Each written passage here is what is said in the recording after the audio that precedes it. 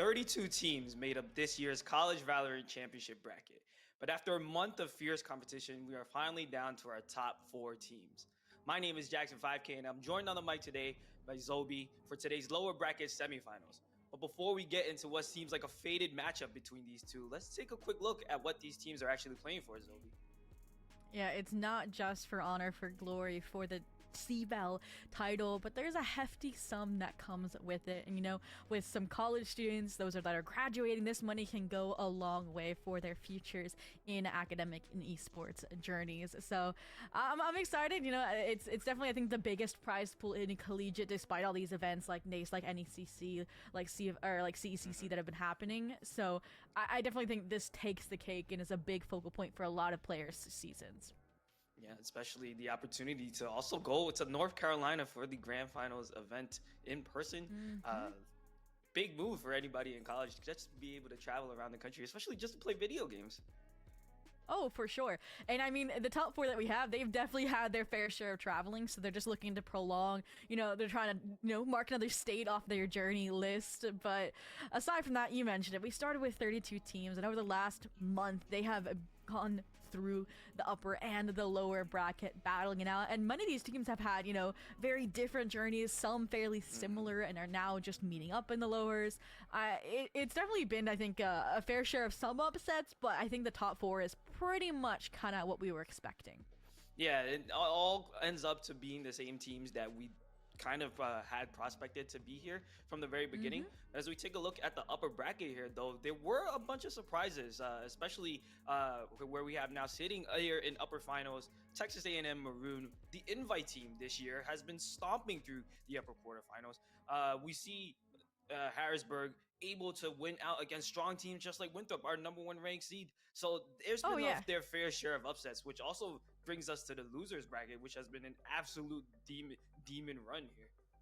Yeah, before we jump into lowers, though, to comment on that uppers, I don't count that against Winthrop, that loss. They had NACE, they had VCL happening at the same time, and they definitely came back stronger in the lowers to make that run so far, to make it here in this matchup today versus Cumberland. And that uppers is going to happen later today, the second series of the day as well, between TAMU and Maryville, to see who is their first team to punch that ticket to North Carolina. TAMU, reigning champions that lock in when they need to, right? And Maryville, they're looking to represent their school. They built a really cracked roster over this year, and I'm excited, especially because for Winthrop Cumberland, the matchup here, it's a rematch, and if Winthrop make it to the lower finals and to even the land, it'll be rematch upon rematch. Yeah, that's definitely a tough road here for Winthrop, but not something that they haven't seen before. In fact, this matchup is one that's been in the making for many months. They just faced each other about 2 weeks ago at CECC, so there is a lot of history between these two teams here. It just seems like such a faded matchup, Zobi. Oh, for sure. And I feel like it's interesting because for Cumberland, they've had this growth arc against Winthrop, but it's always been their kind of kryptonite, their undoing, right? They lost 0-2 to them in a pretty dominant fashion over at NACE Grand Finals down at Full Sail. And then in Texas as well, their CECC journey came to a close in the semifinals. 1-2 loss. So it's definitely interesting to say, none the least, these two teams deserve their spot, and the best team will prevail today. Yeah, and this is for Cumberland Phoenix. They're really looking to make sure that they don't go home here today. Well, I mean, they're already home, I guess, but they don't want to get kicked out of this bracket, especially not by Winthrop of all teams. This is a team that they've come up against time and time again in these big tournaments and just cannot seem to get over that hump. Meanwhile, if you're Winthrop, I mean, you're so good at playing the meta of Valorant, right? They never struggle against these mirror comps, and Cumberland Phoenix is a team that likes to run the meta. Let's see if they are able to switch it up just enough, especially against a team that knows them so well, Zobi. Well, you said it. We know them. We love them. Your VCL collegiate squad of Winthrop. Here they are. Nazi, Moves, Infiltrator, Flare, and Ali. I mean, Nazi, the brains of the operation, moves an insane Sentinel to trifle with, and the rest of the squad just completing this picture perfectly for a dominant squad that only gets upset in the face of burnout and exhaustion because they've definitely run the gauntlet in all of these tournaments while also competing at the tier 2 level. I mean, if you catch them at their best, they're almost winning VCL playoffs. You catch them at the worst, and you might see the 0-2 upset from HU Storm in the uppers. Yeah, the combo of Nasi and Infiltrator, just that dual tandem, able to execute sites at sheer will. Now we're going to take a look at the lineup for Cumberland Phoenix here. So we take a look. These same 5 players. Shooter, who we all know and love. When Shooter shoots and they hit, this is a team that is scary to deal with, especially with Jfo and Wadi backing them up here. I really want to see a huge game come out from JP because it's going to be on him a lot to kind of like anchor these sites and not have to get run over by all of the utility that Winthrop is so good at using. Oh, for sure. And I'm going to say the 2 players that always slip under the radar for me in particular is FSAO and actually JP coming, to the United States from Brazil to pursue these collegiate esports opportunities. These are some players that I wouldn't be surprised to see stepping into even the tier 2 or tier 1 space in the near future. And again, they're at that precipice of being a top collegiate team, and it's just gatekeepers like Winthrop that have been in their way. But we also got to shout out the IGL Woody, where they're on a prickly situation where if we go to a map 3, they're actually going to be subbing the IGL out for a different player. Geo, I think, is the name. And that's got to be really tough for Cumberland. Like, the IGL is kind of the heart of the team. They're the ones that dictate the flow of the match. Switching out an IGL on a map 3 in elimination is definitely not the situation that you want to be in for Cumberland. So you want to come out the gate starting strong and making sure you can close this out in a 2-0 fashion, which might be a lot to ask for against a team like Winthrop. Well, we said it. They have to close it out 2-0, and that comes down to the map pool at hand. And as we jump to it, Jackson, I was really excited to see this because, spoiler alert, we've seen these 2 teams duke it out on 3 maps, and we might be getting those 3 maps here again today. Yeah, looking at a map lineup of Haven, Lotus, and Ascent. I'm not mad at these map picks because these are Cumberland's tried and true maps. You in a matchup like this where it's elimination, you don't really want to bring out something that you're not comfortable with, especially against a strong team like Winthrop. My only concern is there's so much VODs that they can review here, and it might make it tough for Cumberland. As we take a look, they didn't do so well against Winthrop on Lotus, right? And having that to be the start of the map might make it tough considering their situation of Woody having to leave in map 3. It's not even that it's Lotus starting things out, but I don't know if you know, but for Nace and for CECC, it was actually Cumberland that picked into Lotus. Like any other team, for some reason, Cumberland is dominant on this map. It's crazy. Like they 13-1 HU Storm, I think it was, on this map in the previous round of CVAL, right? Like it is their bread and butter unless they're up against Winthrop, where they've lost it now twice to 13. And I've literally talked to Winthrop about this map, and it's particularly Nazi and their thoughts on Cumberland's Lotus, and they're like, oh, it's bad, even though it is undeniably their technically best map, which again, like you mentioned, makes me nervous because this does feel like that Haven and Ascent are gonna have to be those turnaround factors for Cumberland unless they made massive changes since last week on this map. I mean, like they say, 3rd time's the charm, right? Like you lost twice against Winthrop. Hopefully that gives you enough VODs for you to review and trying to get the game plan from Winthrop here. It looked like they really struggled on their attacking side for Cumberland Phoenix here. So for them to start once again on attack, this is going to be a redemption. We need to see them make space, or for Shooter to take space on that raise and allow them to have these executes and pull these rotations from Winthrop. Otherwise, it might just be another repeat of how Lotus went back in CECC, Zobi. Yeah, no, for sure. I definitely think it helps immensely that it is going to be the attack side the entire way through for the side of Cumberland because they are that explosive team. And maps unlike Lotus and Haven, those 3-side maps, it does favor that kind of momentum gain. And we kind of mentioned it as well. I want to say they actually did start out kind of, I think maybe once on the attack, once on the defense for those last 2 Lotuses. But jumping into the mix, you talked about these compositions and how Winthrop's comfortable playing a variety of different opponents here. And I really do like how Infiltrator brings out this Neon, and I really do like the Viper actually that JP's already locked in. I gotta call them out for this. They got 5 first bloods on lane at CECC on the Viper for Lotus, so that's what I'm be looking towards as a huge impactful player.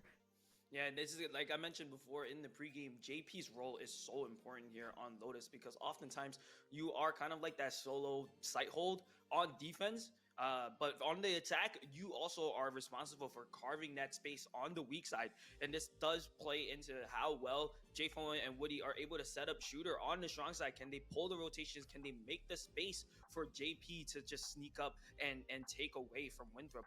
A lot of that's going to come down to that Viper pick here, because you see it's this comp coming out from Cumberland. This is kind of the old meta, right? This is how Lotus has been played time and time again, whereas Winthrop is coming out now with the Neon. Even though there's been a nerf, they just have so much initiation and sight take coming out from the side of Winthrop that this might be very difficult for Cumberland to overcome. Oh, for sure. And I'm always doubting, right? Like, without a breach, it's harder to set up your Neon for success. But Infiltrator is one who definitely, like, nullifies those worries. And Nazi as well. Like, they're not necessarily setting up the Neon, but they'll be swinging every fight like it's their last. They're just confident in their abilities, and it doesn't matter. But, you know, a player that does stick out, like you mentioned, is the solo Sentinel in the lobby moves. And that's going to be a huge threat for Cumberland starting out on this attack, because you'll see them typically solo side C. And they also aren't afraid to fight forward mount if they need to, or anchor the A site when, you know, they do have to go for that defensive switch up. So yeah, definitely a player to watch out for, especially when they literally want to be known for lifting 315 pounds in a deadlift. Oh my goodness, hitting the gym, hitting the labs, doing it all Yeah, right now. yeah. Retrieving wall. For Cumberland to try and break all of that. Now we wait. They don't really have the comp necessary that's capable of doing that. Maybe you get some paint shells lined up here. But that's not really easy to do as we start off here on the pistol rounds. Infiltrator already trying to take that space on A Rebel, pushing back JP. Here we go. We talked about overwhelming this Vice utility. How about you just satchel past the Shooter? The stun is good, but the shots don't align. Moves able to shut them down and get more than one. That is huge. Yes, you'll get the C side, but at what cost? Lost so much as now Nasi is able to just sneak up onto the site here and get the pick onto Wadi. The recon dart's going to come out and bring out FSAW. Infiltrator will find the lurking pick on JP as well. So now FSAW finding themselves in the 1v3. Only gets one flare 2 to trade out, and Winthrop will take the first pistol round. Yeah, I mean, I don't know where the confidence came from, but Winthrop taking the gamble, rotating it immediately to facilitate, you know, as to support moves. As soon as, you know, the site falls, they're there, and Waterfall to flood back in and deny anything more than just the spike plant on the side of Cumberland. So they go ahead and take that pistol round, and coming now into the buy. We'll get to see what it looks like, but here's where things started to go wrong. I mean, moves should only be getting one there. They were stunned, they were suppressed. So the fact that they get two, and then, yeah, this is what I don't think was expected from Cumberland. Yeah, they just took so much time having to deal with moves there that it allowed Winthrop to rotate quicker, way quicker than the Phoenix had anticipated, and that's why you see Woody there not really checking for them. Now we're going to see that fight come out on A-Main. The stuns, the rockets are going to come out, and we see Infiltrator going to try and take the space, but they're going to get stunned by their own stun. Flare is able to find a pick through the Viper screen, so that's not a good look, a good start for Cumberland here, as they do have a force-up buy. Oh, and these players, I mean, it's again, they're just going into these duels thinking they'll win them no matter what, so they're confident, even against the Stinger Force, to take these engagements that might bite them in the end. Again, SL, I highlighted this player on this Omen. They are a force to reckon with, and they have wrestled all of this A control and the numbers over to the side of Cumberland. Yeah, and this is huge right now, as you see Winthrop is going to have to be forced to fall back. They don't want to give up any more than they already have the player disadvantage now in their second round. FSAW going to try and take that fight, but Ali will find the pick. Woody to trade out, keeping the numbers back in their favor, and it's just so much control that despite Cumberland getting all these picks, they really don't have any idea of how to play the rest of this round, Zoe, as they're going to try and explore B here. I mean, I'm worried because you have the numbers, you have the control, and you're second guessing yourself. I mean, they might just get lucky because they're going to crunch and isolate moves here, but all in all, that could have gotten dicey real quick, and it's not over just yet because Nazi don't have an Outlaw. I think they have a Bulldog in hand here, actually, and they might even get the timing through door to find not one but two, and unfortunately, you know, head on a swivel, Spidey sense is tingling. They're able to flip back, find the frag through revolving door, and I mean, second round, that's why G2 forces up Stingers. If it works for them, it's clearly going to work for Cumberland. It's the Stinger better once again, bringing back nightmares of the old previous Stinger that can snipe you from range. A lot of that round comes from, I think, a great read on the side of Cumberland Phoenix, punishing any early aggression coming out on A Rebel. Infiltrator also misplacing their own stun, and that may have cost them their life. But not even just from those misplays, FC pushing through smoke, finding two was huge. As we see the first engagement here against Moves, able to tag a bit onto Shooter, no shields for them, and surviving that outlaw shot. All right. I mentioned it. It's a player that's not afraid to fight forward. Definitely lucky to have their life in this particular engagement. This is what I like in a JP though. This is where the first bloods come from, is this consistent presence, this lurk outside of A. But I really like this proactivity. We see this from Ali. They are like the master of Rebel of Root, and this is why. They got the angles on lock. They don't need to see the enemy just to get the pick here, as we see more poke damage coming out with these wall bangs here. Ali finding that first blood. It is gonna go down to the missiles. They were able to ping them out and get stunned. So now that's a controller down on each side. Luckily, Cumberland still have FSAW to kind of smoke off these angles for the rest of Cumberland. Ooh. And I really like how Cumberland was able to identify Ollie's on an island, overwhelm, and now fight forward for this space. FSAW throwing some chaos into the wind with the From the Shadows, because usually Winthrop is able to have certainty about where these players are because of how deep that Omen player is. But now you're not even expecting a player in the corner. Moves though, it doesn't matter. The flick and you're good. And just like that, numbers are equated 3-on-3. Oh, the timing there so unfortunate for Woody. Had the angle unlocked, but the curiosity got the best of them. Tried to take a swing, and Moves was there to punish that off angle. Now the Sheriffs are still in hand for Winthrop here. Stinger is on the side of Cumberland, as well as Outlaw and the Guardian. So ranged weapons online here, as we see the plan is going to be for Mound. Moves though comes out with a huge shot onto Shooter. Finds the pick that they need. Infiltrator as well. They're bringing the law with these Sheriffs, that they're going to triple swing on Mound, and Moves with a strong start here, winning back this bonus round for them. Wow. And I mean, there's a reason why Sheriffs and Guardians are synonymous, just one a little bit packing a heavier punch, because three of them staring you down. Winthrop play that beautifully, and it comes out of, you know, Cumberland. They were just bonusing forward what Winthrop had already purchased in the previous round. And then all in all, I mean, all of that to still land on a 2-1, likely a 2-2 when we get to these rifles in hand for both sides. It's interesting to see us in a roundabout way get to the same kind of outcome here off of, again, heroics from two insane Sheriff shots for Moves. Infiltrator being that forward forcing tap spike, whittle away this post-plant utility. All of it really clean and executed well. And actually, Cumberland, they don't have a buy here? That's interesting.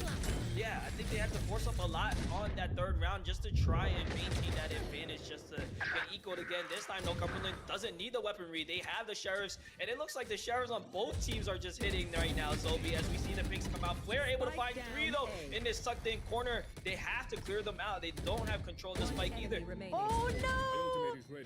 And again, these are situations where you should be trading out your teammates, not letting Flair get away with 4, maybe even an ace here, 4 HP. They're trying to give it to him, but Moves, Sheriff in hand, going to steal it away. And I like how Winthrop, again, the conditioning was there. You expect Ollie alone, and it's Flair to go kind of nuclear, and you expected them to tuck tail and run, low HP, aftershock in their face, but they find the radius corner to hide away and are still able to find that impact.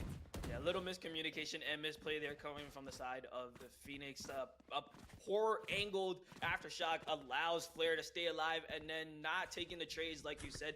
Shooter trying to solo swing, Woody trying to open the doors there. It just was not the play. They needed to take care of Flair so that they could maintain that 2-1. It's almost like they thought he was gone. And speaking of gone, Infiltrator the dive in again. When Winthrop sinks their teeth into A main, you are not escaping from this grasp, and you're gonna run right into Moves as well. I mentioned it. Sometimes they anchor back, they fall back, play retake. Other times they are pioneering forward, clearing out Mount, clearing out Spawn. And now, I mean, with the players all the way up deep A main and no contact on the Moves, Nazi should be pretty aware that they've got a BB main here. Yeah, they're gonna use the owl drone for good measure as well. Oh, but doesn't spot anything though. So they may fall back on the angle. Moves, however, does have confirmation that A main is free. So they're going to start lurking up on the flank here with their teammates. Yeah. One enemy remaining. Angles being held now by Winthrop. Moves, finds the pick, but J1 to take him out. Still have to plant the spike, as it is going to be a 1v4. Infiltrator will clean out with their third. And it looks like this aggression that Cumberland has been trying to punish with that fall line is being dodged, is waited out. They aren't able to maintain control of A level here. Yeah, Winthrop's just so good at closing out parts of the map so that you don't have to guess where the opponent is. You basically know. And so, yeah, when you fight and win A main control in this fashion, I mean, not finding 1, not 2, but 3 off of your duelist. And then again, Nazi was just playing for distraction. Like, look at me in blue room when the real threat is behind you. Not 1, but the 3 players that also push through A main and through spawn. So Winthrop looking just as dominant the past 2 times they played on Lotus here on the defense. And at this point, I'm surprised Cumberland doesn't take a timeout. Maybe they have an idea of how to conquer C this time around without moves getting away lethally. And they've done a good job. I mean, they're 1 HP. They're tucking tail. They're waiting. Yeah, moves, try to play their life for as long as they can. J4 There's gonna get flashed, but FSAW is the one that picks down moves. Nasi here with the crossfire to trade. Vandals in hand on the side of Winthrop, but they're not enough. As you see J4 find a big infiltrator does trade out though, so it's still a 3v3. They don't, however, have control of the site to plant. It's difficult. Stingers in hand can't take these long engagements, and the player that had the Guardian, JP, was off sites. Now with these Vandals, you can flood back in, but Shooter's found an upgrade. JP's arrived to the party, and just like that, when the dust settles, it's a 1v2, Flare versus the world. Oh man, so many of these rounds so far have been decided by these eco weapons. It's almost as if you shouldn't buy a Vandal at this point, as Flare's gonna try and swing out, unable to find the shots. JP to close it out here, second on the board for Cumberland as they stop the bleeding just a little bit, Zobi. Yeah, I mean, you pop off over towards A main, but you can't get the 1v2 clutch out of the way. And this number is magical. Last 2 times Cumberland faced off against Winthrop, they were 13-2s. And I talked about how Cumberland, it's been okay, signs of improvement with each passing series. Can they improve on what is undeniably their best map here? I mean, it's already concerning when you're down on the attack side for Lotus, but it's still early. They can still turn things around, and it seems like they like how the C exec went. As long as they can handle moves, overwhelm him with utility, force him off site, and also hope that Winthrop isn't proactive on the rotates. Yeah, this is going to be a lot of work for JP to try and hold this flank. Luckily for them, though, Winthrop has decided to rotate safely. Bait out of the sheer wall coming out from FSAW. Ali, though, to here take that space and moves, holding down the fort strong, only able to find 1. So now the utility is cleared. They should be able to hit the C sites. However, moves did such a good job delaying. Rolling Thunder is going to come out for Cumberland, but the rest of Winthrop has already here and waiting for the execute.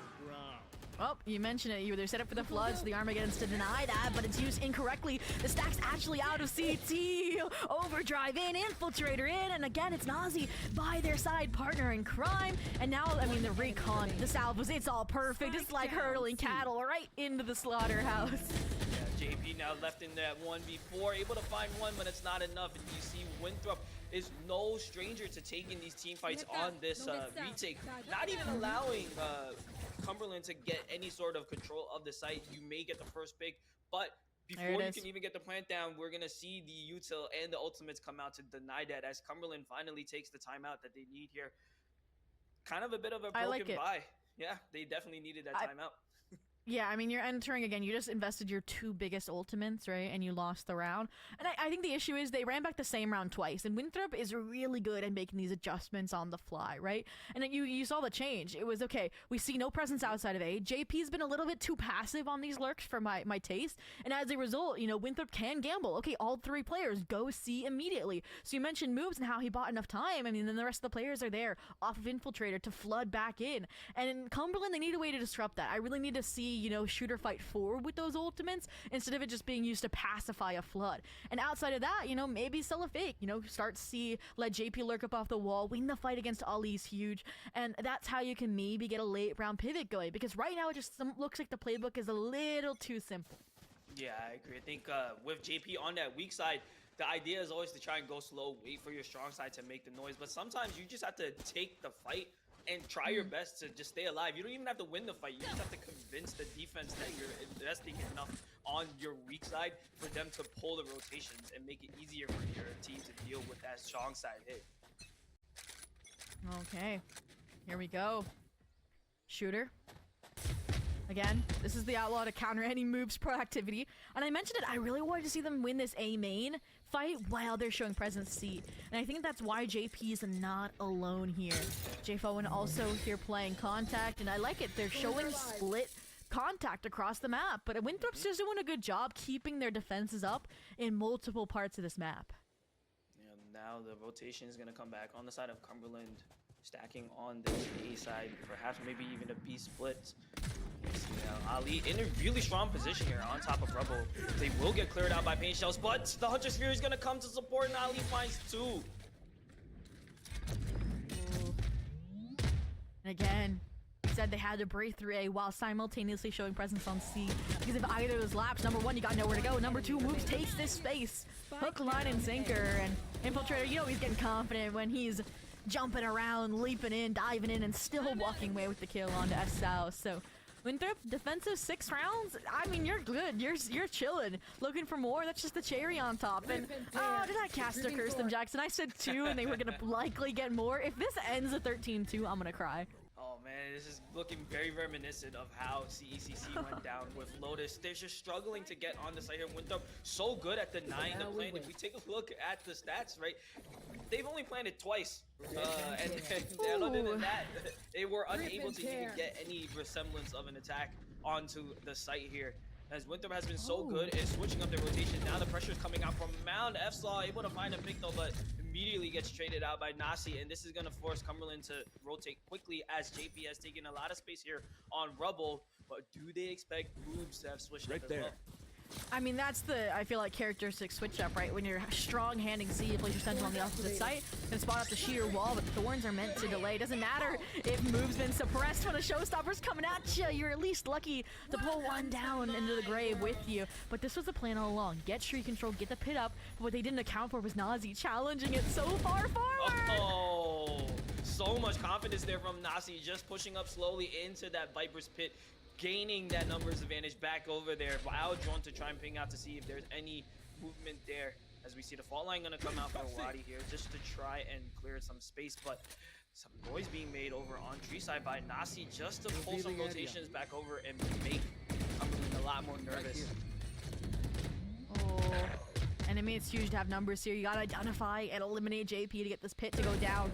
Woody playing proactive here. I'm not against it, but with Nazi finding that third, it makes this down to 1v1, and Woody had the spikes, and now you gotta venture out just to recover it. But this is JP we're talking about. They've got the proper timing, they have the angle, and they have the clutch to get Cumberland over that hurdle, over that second round. And now, I mean, the limitations are endless.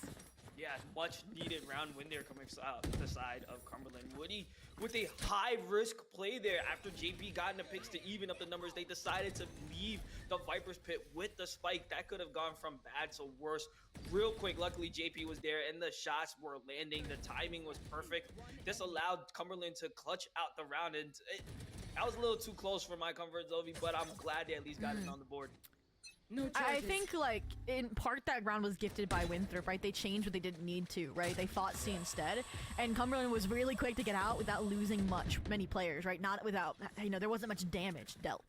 And again, when you recognize and you're okay fighting against moves time and time again, that's not where things have been going wrong. They've been usually good for those trades or just the outright kill. But that's out here. The difficulty is dealing with these rotations, these floods. And this is what I want to see, right? Cumberland, after they find the kill, they're not accelerating to C. They're not taking this space. They never planned to, right? Look, spikes outside of pillars. You still have this Viper outside of A. Now I gotta see with a minute left, you gotta be accelerating somewhere because you're gonna get stuck in spawn with the time whittled away.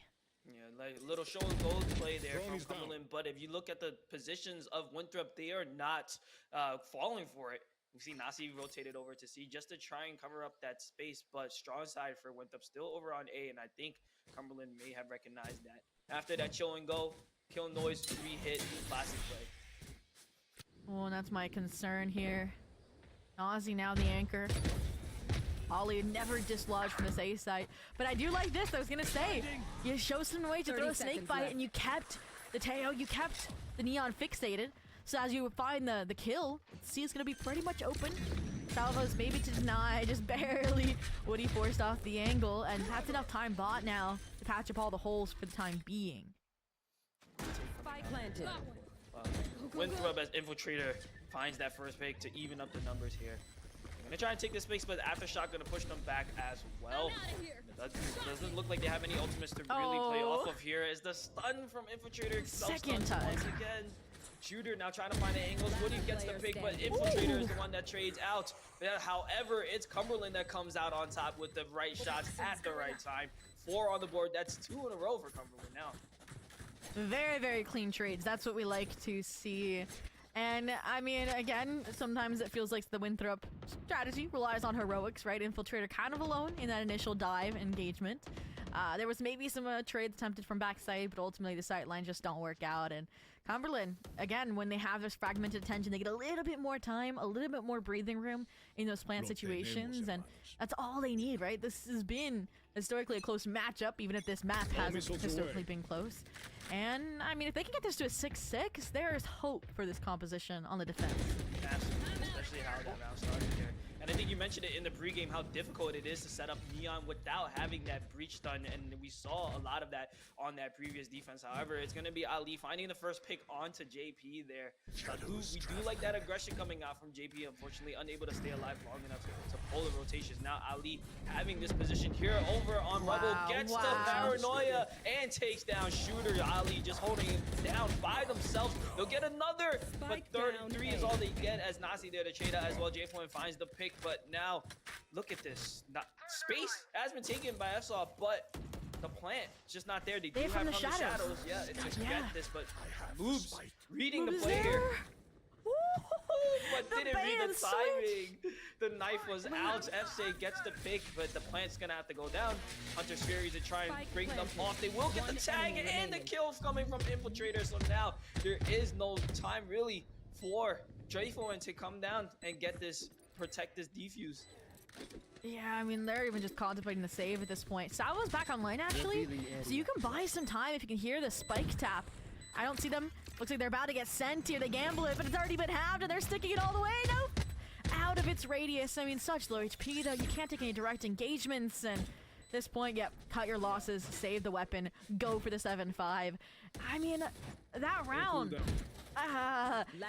what to say? Okay, I feel like I usually praise Cumberland for how fast they are to adapt to react, but it felt like the fight over towards A to try and refrag JP to get that space came late, right? You already know there's two players outside of pillars that were fighting B. You stun them off the line, right? So Ollie should have been alone, but because you waited a little bit outside of A, ever so slightly, those two players would be able to get out of blue room, Infiltrator, Flare, and they had a 3v3 instead of what would have been a 1v3. And the paranoia, I think, helped in that regard. Ollie just biding time, which is, again, kudos to Winthrop. Scanning ahead. And a lot of that comes from Cumberland trying to commit to the utility. Take down Ali. Infiltrator's gonna get aggressive. They will get taken down, but Nasi there to support this C mount aggression. Strong side is gonna come over to A where Boobs is set up, but the flank is so fast coming out from Nasi. Yeah, you're between a rock and a hard place. They just strengthen the A side hold. I love this call to fight back for spawn control after you hear them from the shadows. You're like, it's probably not into spawn to join Nazi. It's probably on the site that we're headed towards. Now, my question mark is going to be how far does Flare go? Do they jiggle for info? Do they try to cut off these rotates 1v3, 1v4 hero style? And it looks like it's going to be the latter. The scale-up's good! Oh, so but the shots aren't. Yeah, checking every single angle of Cumberland despite having the numbers advantage. So they're going to have a free B site, but they're still playing very cautious. They haven't really gotten any information on where Moves has set up yet, Zoe. Yeah, I mean, when the player is pushed all the way through C-Mount, you don't know where they left players deposited. You had to clear each and every angle. You mentioned F-Style, the diligence shines through. They're leading the charge. They're the one you can sacrifice in this situation, right? You don't want to get rid of the Rolling Thunder. 30 seconds don't want to get rid of your Duelist. All of these are important tools for the last round of the half. Here we go, stun in. No util to play off of, but Moves does have the ultimate. Still Garden. Oh, they Rolling Thunder hits.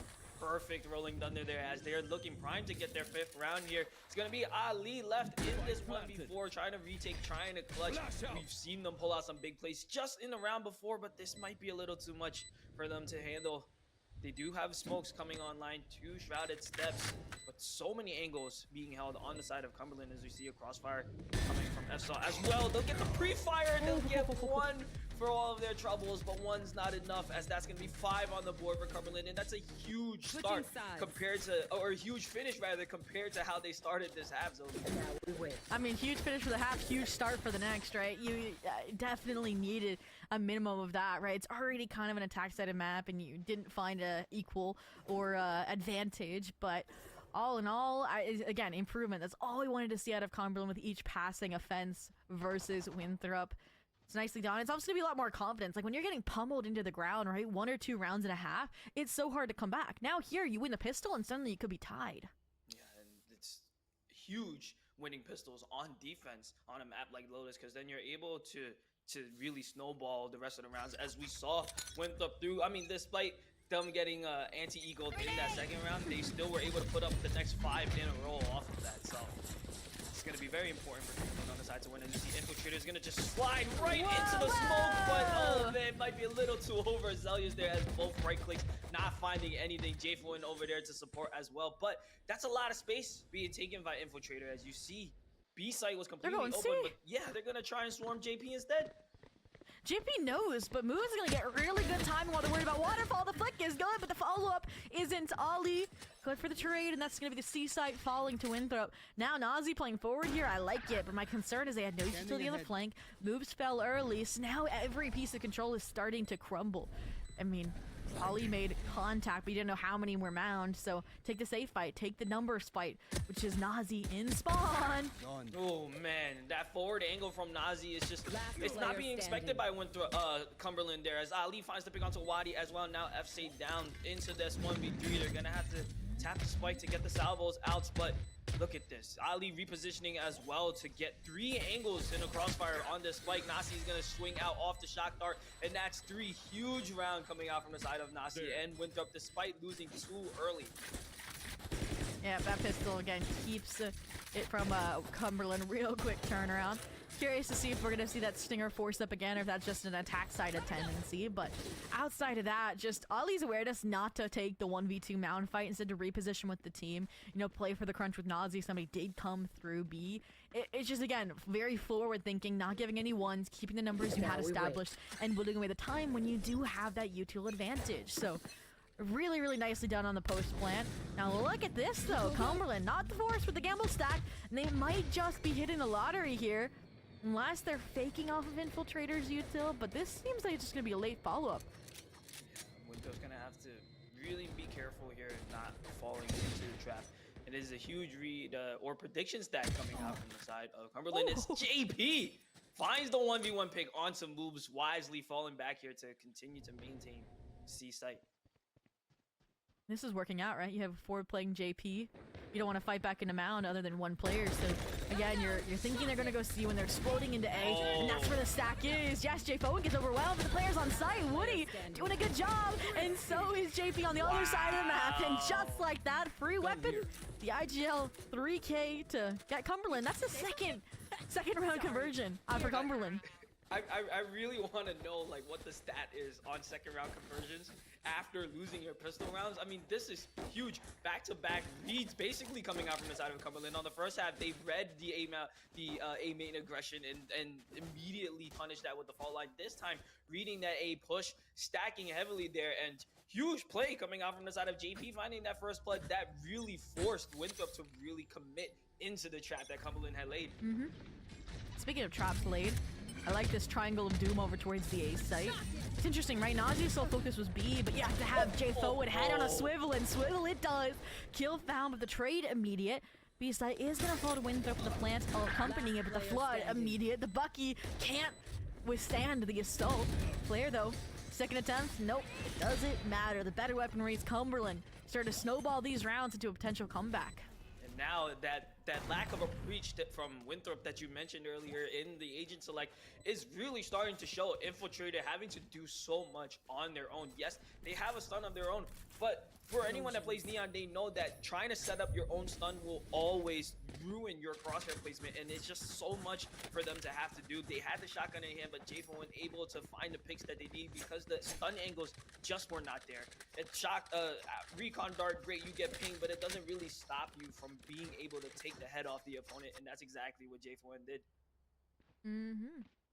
It's very, very nicely coordinated, and I like that you mentioned, again, not enough delay without those fault lines.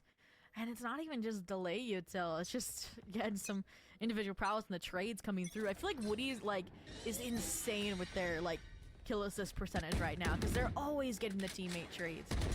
And look at this as well. I really like the C proactivity.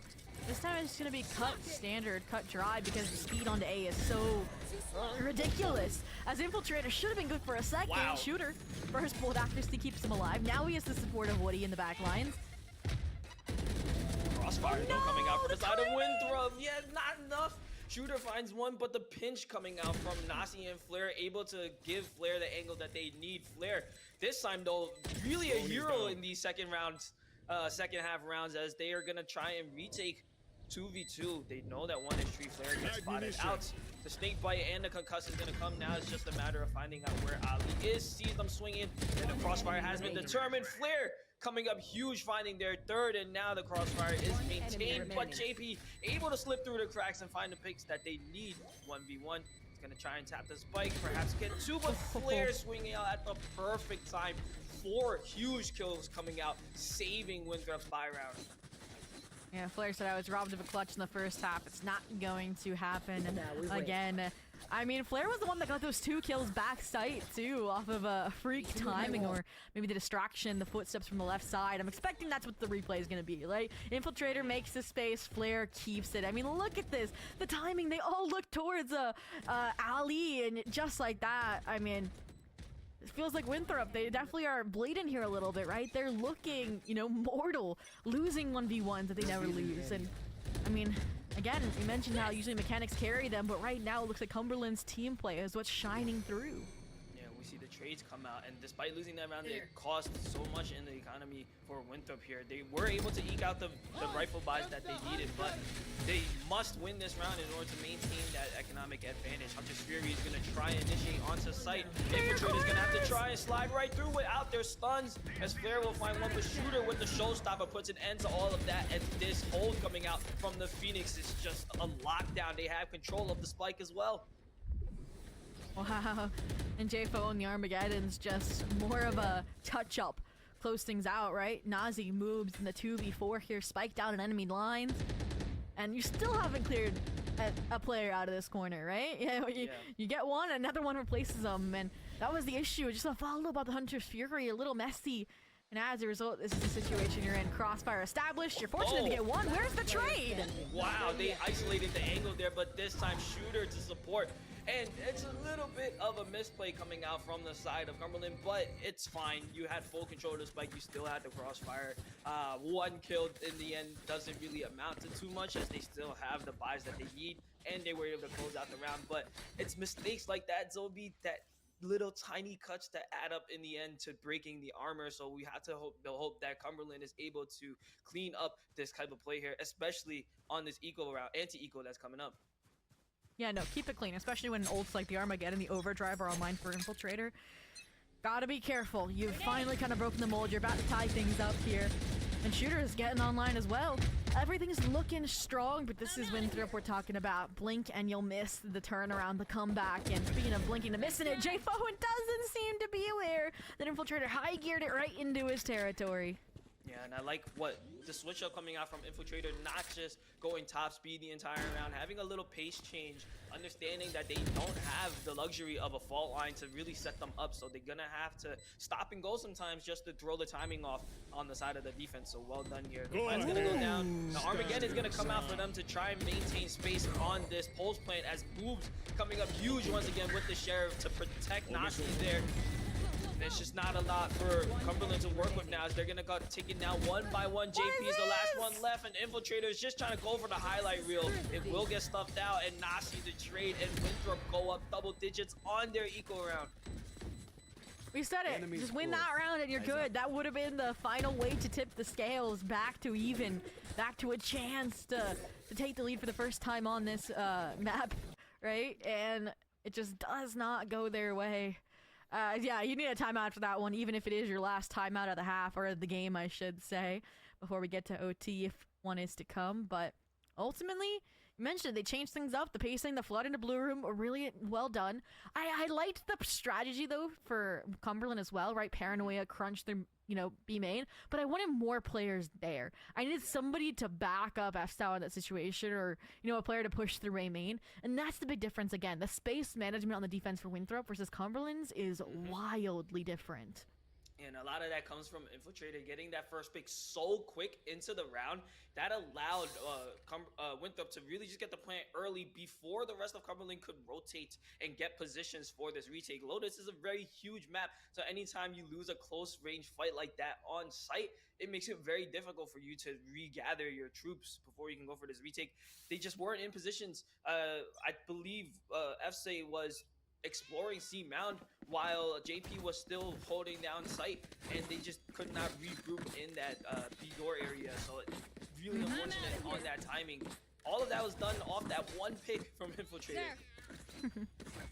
Now, I mean, they save the overdrive for a rainy day, or maybe for a grand finale to top things off. But for now, again, they're winning A control pretty easily, and then they can decide where to pivot off of it. And this time, I don't even know if that was through the toxic screen or if they got caught out on a jump peak. But regardless, the control, the favor tips towards Winthrop yet again, and they get to make this decision. Solidify the A control, dip and go B. The door being closed here seems to make Cumberland's mind up that this is going to be an A follow-through, and they'll be correct in that gamble. Yeah, they should easily get the spike down here unless Cumberland is able to pull off some heroic salvos online. Paint Shell's going to come out as well. Stun for Infiltrator. It's going to miss as Flare is going to find one. Infiltrator finds the second, and Ali cleans up as well. So in a blink of an eye, it's all left to JP in this 1v5 retake. There we go. I mean, look at this. Winthrop's so confident. Like, let's get this Soul Torb where we want it to be. Surprised I don't give it to Moves, but I mean, Moves so far away at this point. They're kind of like the final meal deal. And oh my gosh. Oh. Out of bullets, and there's 2 players behind you. Sightline's good. Winthrop's 11, good. I really got to see Cumberland figure out a way to challenge their main control. They haven't really fought forward there in a while. And that's, I think, what we need out of them. I think so, yeah. Using that fault line to take that space, maybe split Infiltrator from the rest of the team and try to deal with them solo. As we see the stack's gonna come out from Cumberland over on that A side, but the weaponry just not there. They are gonna have to try and close this space. Sheriffs may be able to find a pick, as we've been seeing this whole game so far, Slowby. Right here. Here we go. The clash that we asked for. This fast lane makes it so difficult to take your ones as you want. Speaking of ones, Styles granted one over the top of Rubble. And are we going to see another Cumberland eco? Jay Bowen says so. The Guardian finds 3. Gives the upgrades to the arsenal of Cumberland. They have the space, they have the spike, and it's all down to Moves, who was your lurk player outside of C. They've been suppressed, they've been spotted. They're staring down 3. Oh my goodness. Synchronized swimmers there from Cumberland on that swing, and this has to be the game that has the most like thrifty rounds I've seen in a while. It feels like almost each team that does have to come with the Eagles and the Sheriffs, they're able to win out. Look at these shots that fall from the side of Shooter and was it Jafo in there to support with the Guardian, and they just have so much Rebel control. This is exactly what we needed to see them, and it came at the perfect time, because if they had lost that Eagle round, they would be facing up against Match Point. And I love this. They're like, lightning strikes once, or in this case, Jay Fowen strikes once. Let's challenge it again, right? And they changed things up as well. Look at this. The salvos on the other side of the fast lane. It's gorgeous, but Jay Fowen still challenges, still wins. It feels like I was going to say Moves' ult was kind of late, but it's perfectly timed instead. Opens up the B rotation, opens up the B plant. Woody just narrowly missing out on the timing. And now, I mean, ooh, I like where these players are. JP, you got to win this fight against Moves. Yeah, this 1v1 is super important. The paranoia should come over on that B door angle, but Moves not falling for it. Still, though, JP finds the pick to even up the numbers. Woody finds the lurking pick onto Nasi as well, and the Rolling Thunder is going to be invested here, and I think that is a beautiful decision as they want to get to double digits as soon as they can. Ali now left in the 1v3. They will find the first pick, Paranoia and Fault Line, to push them back, and Woody should get the pick here to protect FSA from defusing the bomb. That's going to be double digits coming out from the side of Cumberland as they squeak together 2 rounds in a row. My favorite part of being an analyst is when something you said a few rounds ago that you want to see fixed gets fixed. And that was, you know, I talked about it, right? F-style, I like the mountain control. I like the idea to challenge B main. And I said I wanted them not to be alone. And they don't go alone. They take a friend. They take JP, who's distracting from Pillar. Fortunately, they get the kill alone, but still, the whole point was that there's no tradability. You're not like, oh, there's one there, because there's 2. And the Paranoia laid all this just oppressive utility onto Ali. Kind of culminates into that clutch play. Culminates into a run-around difference and double digits across the board. Winthrop, we've had enough. No more A fight. Let's challenge these pesky C players that have been taking this space unpunished. And I mean, speaking of getting punished, on the other side of the map, I mean, you give it one side of the map and the other one is just Cumberland. making it hurt. See this pinch coming out from P as they get the picks that they need. Cumberland now up to Shooter's gonna have the showstopper as well to take down Ali. And this is a strong throwing coming out from the side of Cumberland. Infiltrator's gonna try and get some consolation picks here, but I believe the economy is looking really dire for the side of Winthrop. Shooter finds the pick onto Infiltrator and they 1 HP. The shock dart will get the kill. So now Nasi has a chance to try and clutch this out. Spike in hand, 5 bullets in clip. They may just opt to rotate over towards the A side, buying themselves some position and perhaps a chance to reload. Oh no!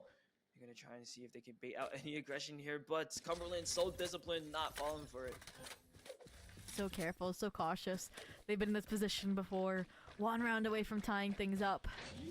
This is Nazi though. IGO for Winthrop in the zone. Recon bolt back online. Hearing the footsteps likely out of grass here. They're gonna go for it.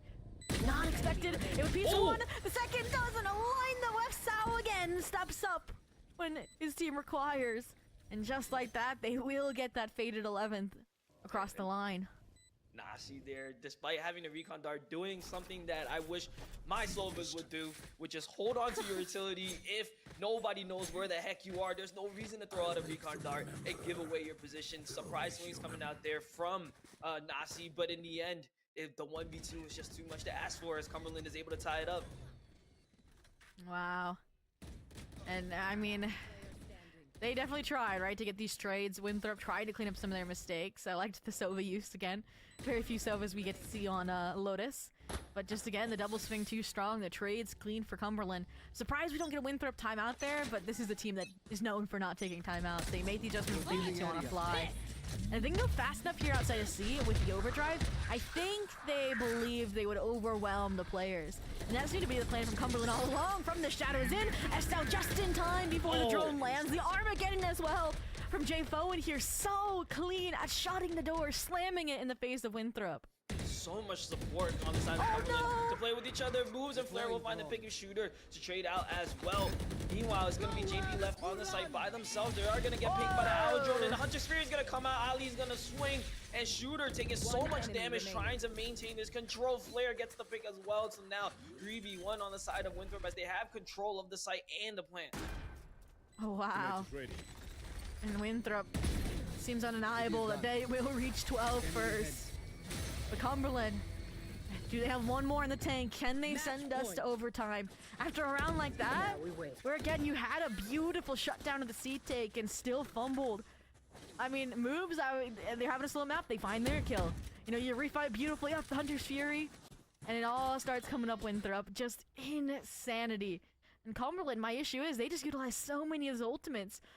And Flair still has the Armageddon up his sleeve, so it feels like they've grown so much on this map, but it still might not be enough. Trying to switch things up here as they're gonna re-hit that A main aggression, but Winthrop really loving to see it here.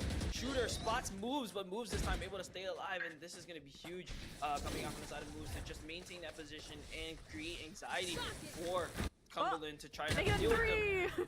Oh man, yeah, Infiltrator stuns himself again. This time, no moves being the one to get the better of Shooter. The plant's gonna go down, and there's so much control coming out from the side of locating targets. Oh, and here we go. They're gonna expand that control, at least the information game. Definitely pings into J4. Not quite sure if they saw JP, but it's not gonna matter because your hand's been forced right into the special delivery, or you withstand the Armageddon. There's no right choice, but Flair has a trace in mind. Fight forward, stun.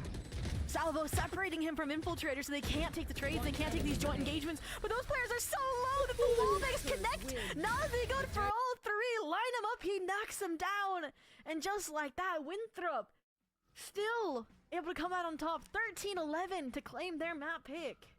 Got a little close, too close for comfort there for Winthrop, but I really like that early Armageddon on that last round. It really split up Cumberland's decision to time their utility. They were just forced to push out dry, right? They had nothing to work with. There's so many angles that Winthrop was already holding, and then we see it. This is a very interesting duel here because we have Infiltrator as the duelist and you have Nasi as the initiator, but oftentimes it feels like Infiltrator's just dancing around the map and Nasi is the one that dry swings for the picks, coming up with 3 there at the end, Zovi, and Wonderfully done by Winthrop to try and weather the storm, not calling the timeouts despite, being in precarious situations. They were able to adapt on the fly, exactly what you would expect from a seasoned team like Winthrop. Yeah. Now we're headed into Haven, another map that historically has favored Winthrop. Again, a very close one, though, 13-9 in the history books for CECC semifinals. But, I mean, again, it's a map that every team should know. Sometimes it comes to who's aiming better on the day of. And honestly, it felt like towards the end of that map, Cumberland was hitting more shots than Winthrop was. And it was just these pop heroic moments time and time again. And I'm curious, and if we head over to Haven, if it is going to be, more even out the gate, right? It felt almost one-sided in the first half, favoring Winthrop, and then they kind of closed it in and drew it closer as time drew on. And I think on a map like Haven, the team play that we see Cumberland shine on Lotus, I think that is going to show out on Haven and perhaps give them a better time. Still, in the end, when it is a mirror comp, we're going to see the Jet, we're going to see the Breach, we're going to see the same exact comp that we see for Haven all the time. Winthrop has been through those situations so many times as a team. They play challengers, they play every single college event.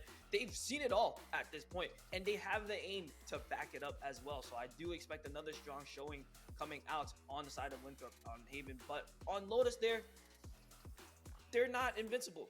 Right, it is one of Cumberland's best maps, and they were able to take it this time, a much better showing than at CECC. And there was just a few rounds that I really felt Cumberland could have turned the tide, and this would have been a completely different map. Oh, for sure. And again, improving from 13-2s back-to-back to a 13-11 against this Challengers level squad. Definitely a worthy feat, and the series is far from over. But outside of that, I mean, you mentioned it kind of in passing, right? The differences in the compositions, maybe a reason why the defense wasn't as smooth at times for Winthrop there without having the extra fault line. But outside of that, I mean, we're headed to Haven, like you mentioned, where it is going to be the mirror comps. Not the true old Sova Breach, but the Tejo Breach ringing in the new year. And I'm excited to see how that's going to go for both these squads. Hyper aggressive, less information. It is going to be pretty contact based, and we're talking about who is the better manager of space. That does go to Winthrop, actually. Yes. And again, that's what set them up more successfully in my mind, was again the trades, the refloods, than the individual frag. Don't be wrong, Infiltrator having an insane game, but I feel like there was more players hitting the kill feeds on Cumberland's side, ironically, even though they lost that map. Yeah, especially in that second half, we see multi-kills coming out from Cumberland, especially now when we move into Haven. We are going to have to see JP back on that Sentinel role, and from the few matches that we've seen him on CVAL, they do struggle a bit when they're getting flooded, right? Granted, this is now a comp that the comps that they were struggling with was like a Neon, Yoru. It was really difficult for them to try and solo hold site when you have the ISO as well to try and suppress all of their utility. I do expect a bit more control coming out from the side of Cumberland to take space on the map. Very difficult on a map like Lotus, especially if you're running that Viper as kind of like a pseudo Sentinel. As we'll see here in the map stats, JP really needed to take the space, really needed to take those fights, but it was oftentimes on the other side, moves that was coming up huge on those flanks, that was coming up huge on those solo holds. Yeah, I mean, I think Moves definitely had like a better closeout to the map. They were struggling too. Like, this is a player that's typically topping the kill feeds next to Infiltrator. So the fact that it was Nazi delivering those numbers, and Ollie again really, really masterful at holding space outside of a rubble, it shows, okay, where can we see some of those improvements, where Moves again is also going to be that head-to-head Sentinel up against JP, right? So more things to look at as we get over towards Haven. But again, Shooter came online when he needed to in the second half. Woody was there the entire map. It look, like they were within one kill of each other across the board. It shows how well-rounded versus top-heavy this map in particular was for Winthrop. Is that the case all the time for Winthrop? Not even close. It's different players having different opportune times and moments on those maps, and I think that's what Haven's gonna bring out, is truly the best of both of these squads. Yeah, and I will say, giving credit to Cumberland, their stat box always looks like that. They are usually within one kill of each other as a team. There isn't really one player that super shines, but when it comes to Haven, a lot of the pressure falls on Shooter and whether or not you can put the operator in their hands early enough on that Jet, because that's something that they aren't able to do as efficiently as a Raze. And so Lotus, while being in their super strong map, it may not be the most comfortable map for Shooter as an individual. Haven provides a lot more angles for that Jet to come out, so I really need them to see that early operator. And And I mean, we'll have to wait for the Cumberland off since they will be starting out on the attack with the side of Winthrop on the defense. But all that is after the break, right? The players, this is a 10 series, elimination on the line. We, your casters, need to also take a breather because the tension has been so thick you could cut it with a knife. So after the break, map 2 of Haven between Winthrop and Cumberland.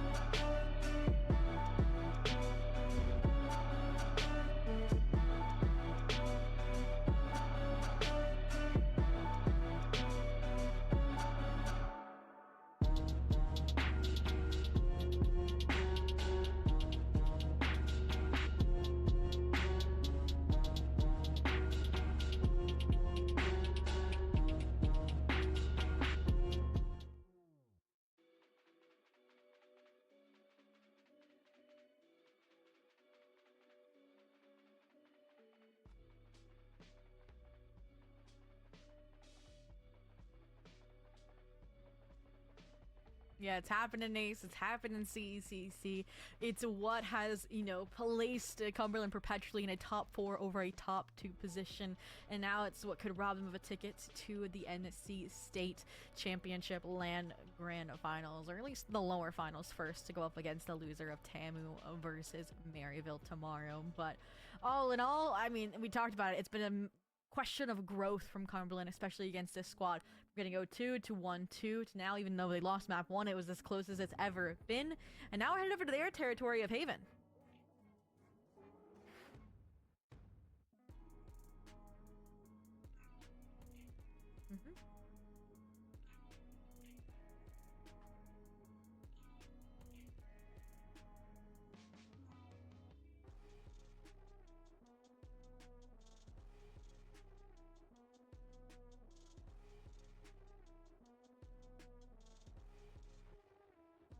Agent select here now on Haven. We're seeing most likely the mirror composition coming out, meta comp, but instead of the Sova, it's now the Taeho in place.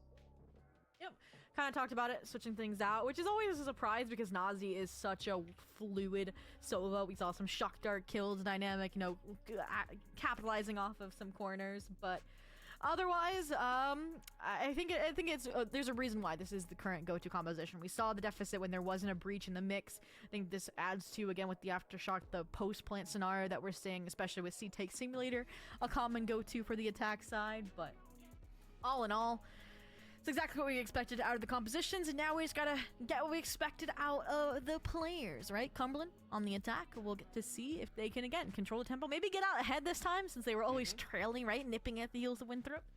Yeah, and it's very interesting to see how, even though Haven has been a staple map in competitive Valorant, a lot of teams have been opting to start out pistol rounds very differently.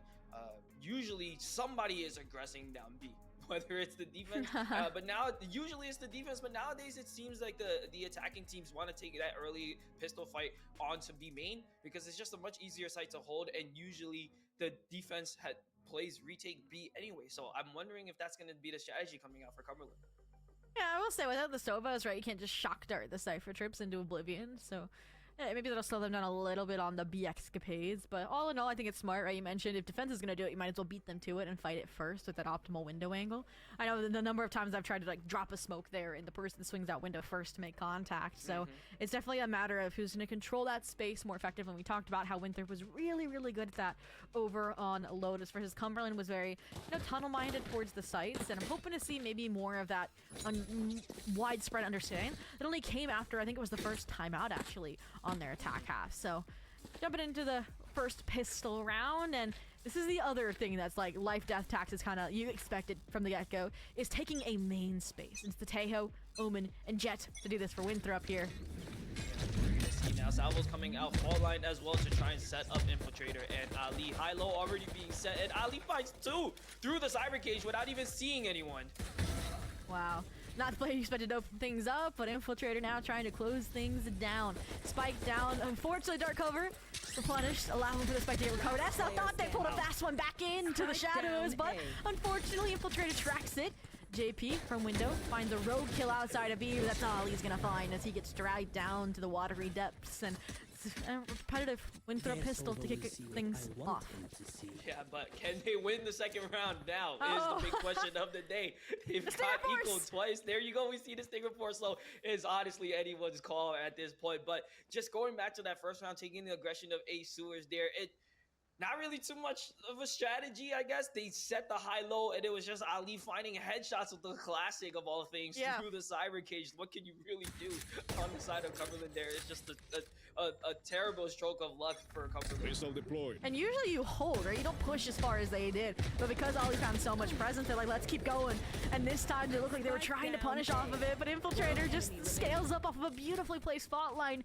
And you mentioned it, can they get the second? Can they deny the Stinger Force? And it looks like they might be on track to do so in flawless fashion. Not only flawless fashion, but there's 2 ghosts on the side of Winthrop, so you sure are gonna expect them guessing some Vandals next to maybe even snowball into a third? Yeah, and honestly, I don't know if that's the right play call there with that Stinger Force. You would think that they would want to try... Yeah, you would think that they would try and like play a shorter angle, maybe one that isn't as predictable as a Sewer's fault line stun, because literally the same thing happened this time, except Ali has vision, and I'm sure Ali with vision is better than Ali with no vision any day, as they're going to get the picks on the board, and Infiltrators getting free shots as well. So not exactly the force buy strategy that I was hoping Cumberland would bring out. Well, now Sheriff's in hand. Mentioned it, Ecos like to take things to grass, like to take things to garage. But again, ooh, Woody. Didn't even, I just glossed over the Woody Sova here. Don't mind me, wasn't a Tejo. This is good for the shock darts, there we go. And that's gonna facilitate the steep take, but Moves has other plans. Productivity down long, stays alive with the Stinger. Maybe even gonna be granted the 1v1 against their mirror here, as the rest of the squad fights for long, and here it comes. Oh, the picks though actually are coming out from the side of Cumberland. Infiltrator is going to be there on the flank, but 2 is going to get spotted, so now Woody is opting for a safer playing for CT. So where you going? Yeah, wait, all the way to B. Spike's planted on C, buddy, as they're going to come back now. Paranoia to try and set up Wadi, but the weaponry just not in their favor. It doesn't matter. The headshots are landing. Infiltrator now in the 1v1 against Woody. Sheriff in hand. The movement speed is just so good. The bullets, though, not enough. Infiltrator switches to the secondary, finds the pick onto Woody, saving this bonus round. Wow, and 3-0, it's the Winthrop rolling in. I mean, whew. Again, we mentioned how it feels like they're more confident this time than they were over on Lotus, right? Lotus take space, keep the line of scrimmage, keep the defensive walls up, wait for Cumberland to fight into you. Here they are pushing through every opportunity they get, whether it was moves down C long or the 2 players that came all the way from A Garden to the flank to punish, who's usually on point, a player like JP who was scrambling to put up trap wires after their team had already taken the site through garage. It felt like afterthoughts, while Cumberland's usually so meticulous in some of these eco-round engagements, but speaking of meticulous, you gotta get the ship right on this rifle round. Cumberland in the hot seat. Moves. No way they do it again. Another early flank aggression pick. This time holding the angle in an unexpected position. Moves, try to check for it, but the power of point and click just way too strong. This time now it's Infiltrator hitting that first op. Opting to re-aggress down C longs with that operator. Ali finding the pick onto Shooter as well on the other side of the map to even out the numbers just a little bit. This is going to stop the advance. Infiltrator also pulling back now, perhaps rotating over towards that B side where they expect the hit to come through. It's been red. Flashpoint is going to be out. Shock darts to push back the angle, but Nasi there still holding it down. Their own flashpoint to come out, and they're getting the picks that they need. 3 on the board for Nasi. The speed of this reclear, astounding. And now SL having to do the unthinkable, the 1v4 clutch. The blind good, the 2 kills almost lining up one after another. But Flare, good for the refrag on a Nazi. Winthrop keep it flawless here with a 4th. And ultimately that round, I liked again how we're seeing the versatility of Winthrop, right? Moves, goes down C long again, gets punished for it, and immediately Infiltrator rotates off kind of the starting position to replace him. And we mentioned Ali, how they've been fighting forward with Infiltrator at his side. He holds that again, forward defense, but doesn't push through. Waits. And I mean, they had an intentional gap left on this B site, right? And they punished Cumberland with the reflood. Just beautiful coordination between the 2 initiators. Yeah, it's so hard to push against them. Here we go. Especially when they have so much to deal with. Fault line coming through the Stewards once again, and Ali going big time, finding the 2 picks. It is going to be an anti-ego round, so they're going to try and pat their stats here. J4 is going to splash out to swing, and Woody still landing the shots with the Sheriff. Oh, I mean, you won the battle, but we still got a war around to go. You're getting distracted by the player short because you have a Cypher. You have moves scaling up on the flank, and all these kills, you're still not going to be able to get an upgraded weapon. And there's the final line of defense I mentioned, rolling in to keep Winthrop on the top. And after all this, you know what's more impressive is they still don't know that Infiltrator has an operator after 2 rounds of him having it. I don't think he's even fired a single bullet. Right, they're just able to clean up before they even run into him, and a timeout must be called here on the side of Cumberland. You're on the attack side, you're on the favored half, and you have not been able to find anything so far. You don't have any information on any other site because there's been 1 plant, right? And that was due to the fact that they were able to trade out with these short stingers when Winthrop was pushing up forward on defense. But ever since then, they have not even set foot on a site. I mean, they step foot on B, they step foot on C. C gets the plant off again. You mentioned the garage take. B, we mentioned again the cleanliness from Nazi and Flare to re-clear that space was just like, yeah, you step foot on the site and now get off of it. Like it was insane. And Cumberland definitely need this timeout right now. Again, this was the map they did manage to take off of Winthrop in CCC, and they said you're not gonna do it again. And if there is a round where they can finally get the job done, it's gonna be coming into one where they have the neural theft, where they have the Hunter's Fury. A little sad that Jay Fowen's the one that's lagging behind here a little bit, because the Rolling Thunder would be huge against the opposition, where Nazi, right, with that early 3K on the B side kind of supercharged his. But all in all, I don't know. Ollie still is just a menace here over towards A. It's like, how many is he gonna get? At least one. Or maybe at least two at this point, it seems. Honestly. Every single round, Ali's able to find the picks that they need. The Look at stun, this. the fall line's gonna come out. Hunter's Fury to try and bring out and get a But pick look at there. Short. Short, they have no control there. Flare does go down to the Hunter's Fury, but despite that ultimate, Zolby, they have not got any closer to hitting A, and this time they're gonna try Look and at, fall oh back. my gosh. Yeah, no map What control is bit on the side. Boobs should not be getting two there out in the open, and every shot is landing for Winthrop. Every plan from Cumberland is getting shut down at this point. They just look scared. They look indecisive, right? You get a kill on A, you should be accelerating forward towards it. But you didn't address short control, and now you got a rebound where Ollie has all the information that he needs to have Nazi rotate over, and with less than a minute left, you're definitely gonna invest the Rolling Thunder here as soon as contact long is made, right? Like, yeah. the smokes are out, the dash is in, here it comes, like, they're set up for it immediately. Why not? Take the 6-0, guarantee that, right? This allows Infiltrator to also take a deep flank position with that operator in case Cumberland decides to fall back here from the shadows to try and get some information, but still so patient, still so careful. Recon Dart's gonna come out. They're gonna have to try and take this fight with Ali Paranoia to push the short angle off. But Ali smokes it off. And there's just so much anxiety coming out from the side of Cumberland. They have the site, No but they time. still don't feel safe to plant it. Look, there's a player long, infiltrated with the operator. You're gonna plant a safe back site just in the nick of time, but again, they put band-aids over so many angles, and now the stars are gonna start bleeding through, right? Infiltrator through long, he never cleared out Ollie short. The blades are in, it doesn't matter if he had an operator in hand, he doesn't need it. Shorty up close, Cloudburst should be good, shooter 4 HP. Trying to make the dive through, trying to puncture through, realizing too late. And that was a masterclass of like puppetry coming out from the side of Winthrop, just pushing and pulling the movement of Cumberland, giving them just enough to make them think that they were safe, but not enough for them to really commit to any hit there. Infiltrator closing the map from the flank side. Rolling Thunder being invested on that round just to secure and buy all the time that they need until now. J4 still does not have the Rolling Thunder online. There's not really anything for Cumberland to really work with here on this eco round, except continuing to frag out with those sheriffs. Hey, they've hit the insane shots with these sheriffs. It's something about eco rounds where, like, you know it requires that extra coordination and it just falls into place. But they don't just have the sheriffs, right? Shooter, hero rifle in hand, also one off the blade, so they get the orb, they get a kill, they can pass it off, you know, carry on my legacy as I pull out the blade storm. But this is the difficulty. We talked about we were looking towards these sentinels, right, to have lurking impact. Moves on the defense, had it. JP getting shut down left, right, and center. Ollie, again, proving to be a similar threat. They're literally playing this just like how they played Lotus. Yeah, Ali like a freaking ninja turtle right now, controlling the sewers, not giving up any space whatsoever from the side of Cumberland. The recon dart is going to confirm their position. This time now the hit's gonna try and be over onto that B site. They seem to have, it was one of the more successful hits. Shooter is gonna find a big on the flare, but Epsol finds that lurk, and now the tides have turned. Cumberland has the numbers advantage, not if Infiltrator has something to say about that though. Oh. And here we are. Third site. Fourth, technically they've touched.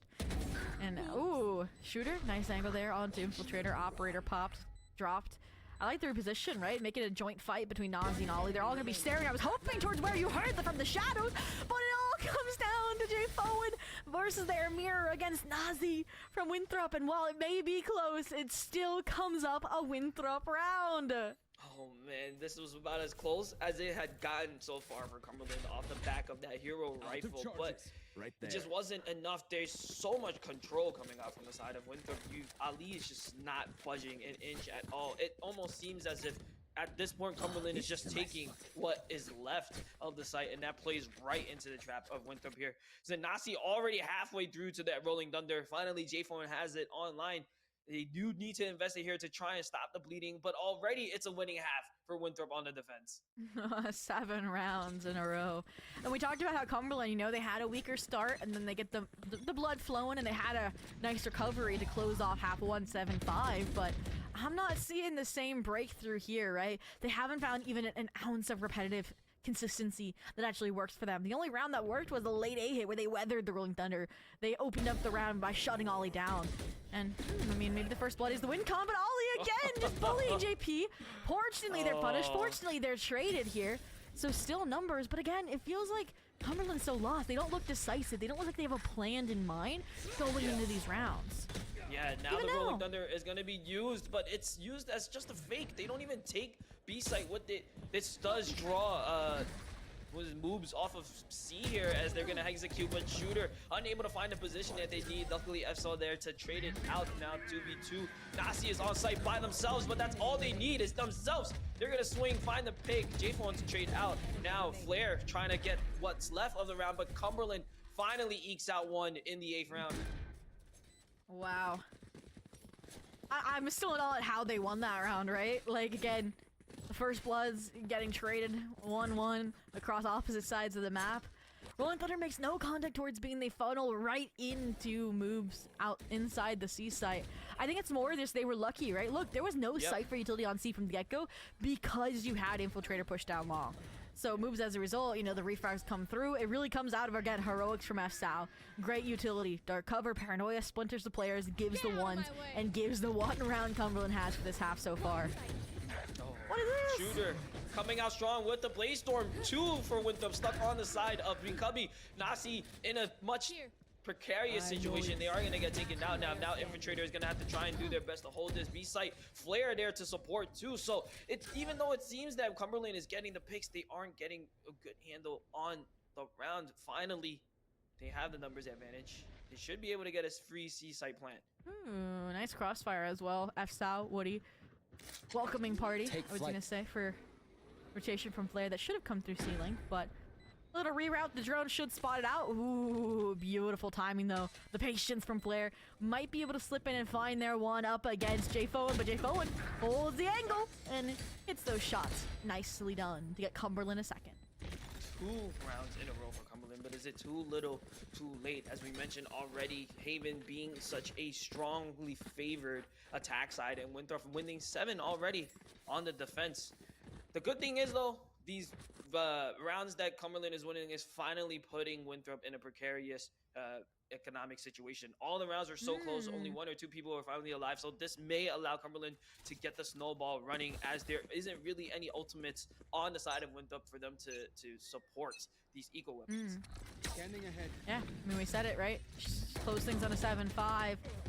And close it strong, and Shooter coming online is exactly how you get the job done. Finally shutting down Ollie. Finally shutting down this tag team of an A push. Infiltrator trying to wrestle it back here, but you gotta win these ones, and Infiltrator's known for winning those ones. It's just throw body after body, fight after fight, and win them, hopefully. Nasty work coming out on the side of Infiltrator there, but it's moves. The hero almost finding the picks, but the weaponry just not there on the flank. Woody to turn around and get the pick. 3 in a row now for Cumberland. If they end this at another 7-5 half, I will be impressed. Especially if the first time out really didn't garner much traction. This will be the difficult round, I think, to get through, right? Ollie went off from ult. You have the Blades, you have the, you know, Rolling Thunder. And you can see without a weapon invested, Infiltrator seemingly going to pop those knives at the get-go. So, we'll have to see. Blaze Storm online. Infiltrator, they're gonna pop it immediately. Rifles, meanwhile, on the rest of Winthrop's team, as they're going to try and play a little bit more safe, go back to their tried and true.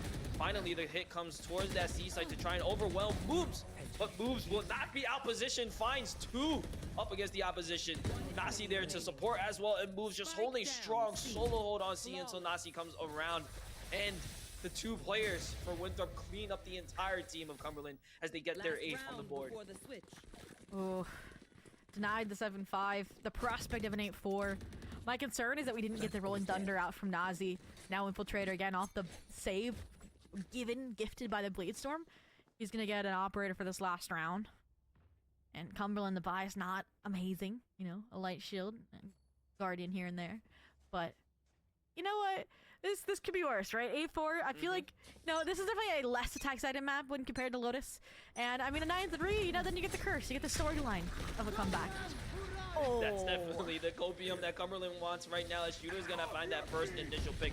FCA, though, will find one onto Flare. The Rolling Thunder is gonna be used, but it's not enough. They don't even get the pick off of it. Nasi there to support as well. And what looked like it could be a turnaround for Cumberland easily gets reversed by Winthrop here.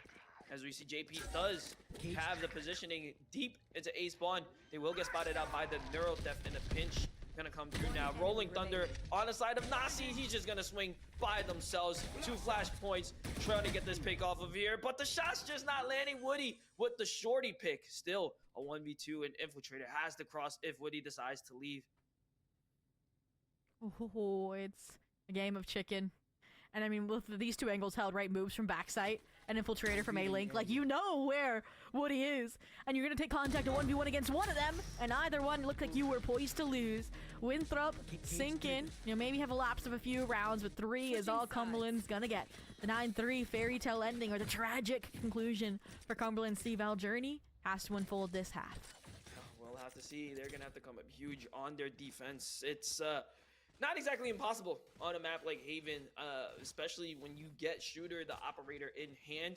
They should be able to stop a lot of the aggression that comes out from the side of the attack. The only question is, are they warmed up? We saw them finally dialing in that second half of that first attack side, able to find the picks that they need, but they need to carry that over, as it's just been Infiltrator and Ali going crazy. Now Ali has a lot more work cut out for them. You can't just hold an angle and spray through it and get Lady Luck on their side with the timings. You're going to have to try and lurk these, as they're going to throw a heavy utility investment over onto that A-long area. Well, pistol rounds have not been kind to Cumberland. They definitely need one right now. Not much of a fight outside of A, right? You kind of mentioned some of these teams like B, and that's where Shooter started out, right over towards Grass, but speaking of the duelist, kind of unimpeded on this long peak. Rogue Shock Dart, not going to find much, just a haircut. But speaking of haircuts, look at that. FSAO with that C-long adventure. It's going to get cut short in spawn by moves. So again, the Sentinel lurk diff popping off. And Moves as a Sheriff. No utility hand coming out for the side of Moves. Just like the Sheriff as a Cypher on first round is nasty work. Pick's gonna come out from the side of Winthrop, and this is gonna open up the A site for them. Shooter and JP left to try and double take on this flank together. But Moves still with that Sheriff in the hand. No utility needed. It's a gun game after all. Moves brings Winthrop to double digits. Again, we said it, those pistol rounds, lethal for Cumberland. It might be lethal to their journey into the CVAL lower bracket run. I mean, if there's anything that has treated well for Cumberland, it's the second round forces, right? Yep. They kind of got bodied a little bit in the first half, but now they kind of can receive the fights out of Winthrop, not be caught off by surprise of Winthrop just baring their teeth outside of A. They're not even going to go for it, though. It's only a first half endeavor that they do it. They're like 10-3, we can't throw it away. Like, we have to lean into the comeback potential. A little too risky to try and force now, because then you may just be giving up to match point. Fall line's going to come through, and they're going to try and triple swing, but unfortunately, Shooter not able to hit the shot. Salvo's there to also protect Infiltrator, and it looks like the utility usage is so much stronger on Winthrop this time around than they were on Lotus. Now, Ali pushing them off of that short angle as the flood is going to come from a main. Is it? Winthrop not liking what they are seeing. Too much utility. Too many people spotted. Boobs somehow finds the backstab onto JP. Yeah, how did he even get there? Boobs still carrying over that Sheriff in hand, and just so much position being taken right now from Boobs. Another headshot with that Sheriff, and we may just see the Sheriff ace with the collab. Boobs winning that round solely by themselves. And now this is a man who can bench press 315. The ace out of spawn. We're like, oh my gosh, they're setting for a flood into A. And then we're like, wait a minute, why are they leaving? And then we're like, oh, that's why they're leaving. Like, one is good, right? You opened up, you gave the win condition to your team after Ollie found 2 nice opening kills. But Outside of that, I mean, look at this. The collab onto the final 2 players too. Like, look at that. That's insane. And even in the replay, during that first clip, we see moves in A main, and it immediately jumps to him being in their spawn. He low-key just teleported throughout the map there. Look, they have a trip B now. They're not making that same mistake, but it doesn't matter. Death balling to get to map. Series point. Winthrop dives in with the better weapons. And they're winning them. Infiltrator for 2 from the high ground. Getting a Stark upgrade. And I'm surprised they aren't fighting further into CT here. I mean, look at moves. They're doing it again. They're going to find a kill on 20. He didn't even buy. Still holding that Sheriff in hand. Ali finds the pick as well. And this is just a slaughter coming out from the side of Winthrop. And it's hard to say who's really making an impact. Is it Infiltrator getting so much attention, or moves just that good at carving up the map like it's Swiss cheese on Cumberland? I mean, I think it's partially credited to, like we said, there's 2 trap wires in really good places that round, but Infiltrator finds really early on JP, so you can just swiggle your way in and you're good to go. But outside of that, I mean, 20-7, this is the Sentinel player I expected to hype up after map 1. And like I said, he had a quiet map. Wasn't that he wasn't doing his job, it was just quiet, out of character. And bro, he is locked in at 12-3. We're back to C-Take Simulator. This is where all egos thrive, and looks like where Cumberland might go just to die. Oh man, they do get the trade outs though. Hooves is gonna go down this time, finally on that lurk. But the fault line's gonna come through onto Javen, and Ali finds the pick to open up the C site now here on match point. Elimination point for Cumberland. They find themselves in that 3v4 retake. Well, and similar dominant streak here. Just snowballing bonus rounds, rifle rounds all intact. Infiltrator cut down to size a little bit with that proactive off-angle position. So now it's a 3-on-3. There's a chance. There's a world. Winthrop getting a little sloppy here, but Flair going for the refrags. They just, you know, wiggle out, wiggle back in. They tuck away. Safe to play the post-plant util. And it's all down to Shooter and JP. Having rough maps, but you need to come alive when it counts. And JP, beautiful first shot. Well done here. Ali on that flank now, and the crossfire is going to be there. The teleport's going to come through. Nasi still holding the angle, and there's just so much well-timed utility coming out from the side of Winthrop to push back these retaking players, allowing Ali to get the space. Just the mastery of map control coming out from the Winthrop players. Everyone has their own autonomy to carve up the map whenever they decide to, and this was just a masterclass coming out from the side of Winthrop.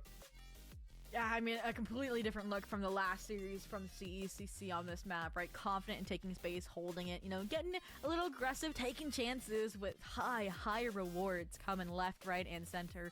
And any of the mistakes Cumberland made were just exacerbated. You know, they were exposed there, and it's really, really difficult because this is a squad, you know? They're insane. They are demons on land, and I think they've definitely grown a name for themselves this year in particular. Like, respect our program. And this series just, other than the growth on Lotus, map 1 just did not showcase the fight that I know they have. Yeah, and Cumberland still being a relatively young team to show up with this squad here. They've been playing a lot together this year, but still, this group as a whole still came together just about a year or so ago. Meanwhile, Winthrop, these are 5 staple players coming out from Winthrop, playing everything together, and it really showed here on a map like Haven, where they were able to dominate not only just from a skill standpoint, but utility usage, map control. We're taking a look at these shots coming out from Ali. They were never able to get them out of sewer, and it was just a snowball from the very beginning for Winthrop. Yeah, I mean, this map, just insanity. Again, every player, I think, stepped up at a different time, right? Like, Infiltrator on the entries, on the attack were crazy. Moobs had his ace. Ali, again, was a menace on the defense, making it look easy on the Omen, whether it was Lotus or Haven, just keeping a main control for his team time and time again, like this, right? And then look at this, the double initiators. They have full dominion over the B site, right? Even when there was a lapse in control, it was immediately reflooded, re-cleared, and redominated. This was a clip factory coming out for the side of the Winthrop players. It seemed like no matter what site that Cumberland tried to hit, like even here, Moobs getting caught out in this position, no matter where it was, one of the Winthrop players was getting a multi-frag, right? It was literally impossible for Cumberland to really find a foothold on any of the rounds there. And it's just so difficult when every single player on the side of Winthrop is popping off like this. I mean, even when Cumberland found that rare first blood, finally were able to shut down Winthrop, just the rebound, the recourse, the team fights, it was so hard to shut down. I mean, 9-3, it was going to be Cumberland having their work cut out for them regardless, and this may have just been the merciful outcome at this point. Yeah, and man, this is going to be a nightmare for Cumberland once again going home on CVAL, now getting eliminated once again by Winthrop. This is a team, it's their arch nemesis at this point. They just cannot find the answers to Winthrop. Maybe they'll just have to wait for some players to graduate at this point. I don't know. No. But it's just so difficult. They really were able to adjust on Lotus. I had high hopes for them. Or they had gotten blown out in CECC on Lotus, and this time bringing it almost to overtime. I wanted them to carry that momentum so badly over into Haven, but it was just not there. It seemed that Winthrop had yet another level that they did not show Cumberland until today. Jackson, you can't even say wait for them to graduate because Moobs came back as a graduate student to keep playing with this roster. Like, this team has been just solidified by time, and it has shown. So the fact that they are moving on to our lower finals to go up against the loser of Tamu Maroon versus Maryville, which is the series up next, Jackson, that you'll be casting with Infernosis. It's going to be a banger no matter how the CVAL championship concludes, but we gotta give one last thanks, Jackson, right? Those beautiful replays, you know, the support on this broadcast is in thanks to Exit Lag. They're great for reducing lag, as the namesake entails, connection instability, and packet loss for a smoother gaming experience. And we know Winthrop definitely made it look smooth. So make sure you can go ahead to exitlag.com right now to create an account, and you can even use GG Well Played for a discount. I mean, I know a lot of gamers that use this. It really helps with that connection, because when you get to this level of gameplay where pixels, a single FPS matters, it can be the difference between a 1v1 clutch that puts your team right back in it, or a 9-3 devastating loss. Even it could be the difference between going home and making it to grand finals in North Carolina, as we see Winthrop moves on today to solidify their ticket tomorrow in the losers finals. But until then, next matchup, we are going to see, if we pull up the bracket again, it's going to be Texas A&M versus Maryville. Both teams looking very strong. Texas A&M definitely a surprise pick here, as they were the invite team, just making a crazy run through winners bracket. Nope, definitely invited for a reason. And I mean, they're defending champs for a reason, right? They lock in when it matters. And as we take now, we're going to try and pull up the stats here from Haven. I'd expect a lot. One last look.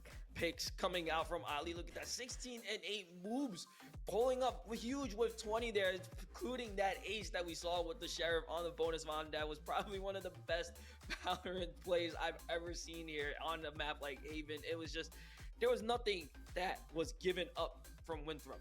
Nothing at all. I mean, everything was locked down. You know, it's an outstanding map when, like, all three of your top three players, Moves, Infiltrated, Ollie, had 4, 4, and 3 first bloods apiece, right? Ollie, whenever they came in, got the first bloods. Moves, scaling down C-Long, often found a first blood. Infiltrator kind of hopped around the map with that operator and sometimes found the first bloods and just happened to come across 4 of them. Like, this squad, you literally didn't know where to go, and that's why Cumberland did look a little bit lost at times. And it was those chaotic rounds where it felt like they came in with no plan, were very scrappy, like deathmatch style, that they did actually find a few rounds. Yeah, and even when we see Cumberland get the picks, get the first bloods, use the ultimates, there's still so much anxiety coming out from a player like Moves. You never know where they are. You have to account for them at all times. You can't just hit a site because they took the fight so early. Like, I'm sure if we take a look at the map where Cumberland had died, a lot of times they were still in their own spawn. They never really got to even see the site, so never saw any of the traps that Winthrop had laid out. Never really spotted the timing that Moves likes to flank on, and they just did not have the information to work with. Even up to the point where they do get the picks that they need, they didn't have the confidence to execute onto site after that.